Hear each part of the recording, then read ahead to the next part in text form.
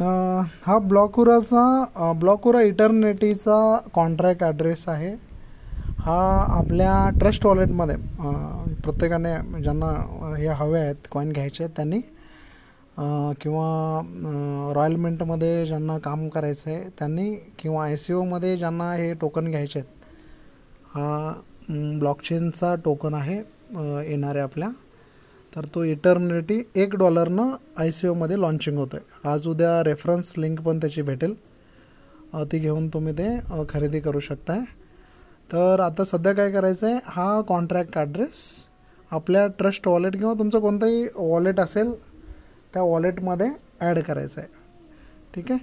तर कसं ॲड करायचं आहे, तुम्ही हा व्हॉट्सअपचा जो आता मी पाठवलेला आहे बघा, ब्लॉकुरा इटर्निटी, आणि खाली जो कॉन्ट्रॅक्ट ॲड्रेस आहे तो कॉपी करून घ्या कुठेतरी असं नोटपॅडवर वगैरे, आणि हा स्पेसिफिक एवढा ॲड्रेस हा कॉपी करायचा आहे आणि आपलं ट्रस्ट वॉलेट ओपन करायचं आहे याच्यामध्ये, किंवा कोणतंही वॉलेट तुमच्याकडे असेल ते. ब्लॉकुरा वॉलेटमध्ये तो ऑलरेडी आहे.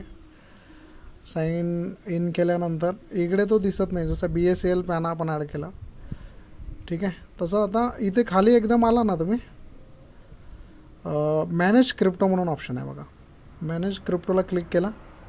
इकडे वरच्या साईडला एकदम उजव्या कोपऱ्यामध्ये एक प्लसचं बटन आहे. प्लसच्या बटनवर क्लिक केला. इथं जिथं नेटवर्क दिलं आहे त्याने, त्या नेटवर्कमध्ये मॅटिक करा, पॉलिगॉन करा, आणि इथं पेस्टवर तिथे क्लिक करा.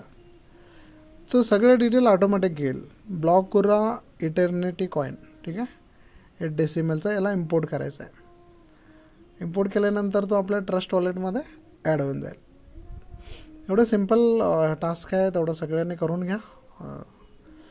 थोडं शिकणं गरजेचं आहे आपल्यासाठी. ठीक आहे. हा इकडे दिसतो आहे आपल्याला ब्लॉकुरा इटर्निटी म्हणून कॉईन.